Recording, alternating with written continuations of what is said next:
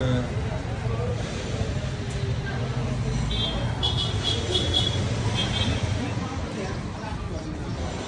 यहाँ चाहिँ आज गेस्टको रूपमा आउनु सर आउनुभएको छ उहाँहरू।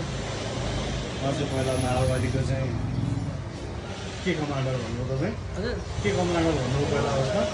माओवादीको के कमान्डर मैले बिर्सेँ सर 20 वर्ष भइसक्यो।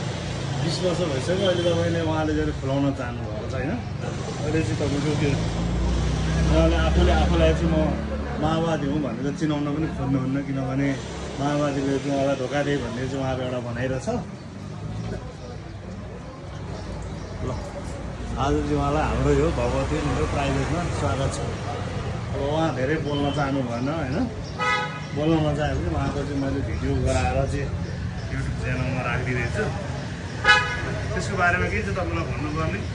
त्यो अहिले शिक्षकहरूको आन्दोलनको बारेमा केही छ तपाईँको त्यो भन्नुपर्ने? शिक्षक आन्दोलनमा यसमा त एकदम राम्रो छ नि, धेरै छ मेरो भन्नुपर्ने।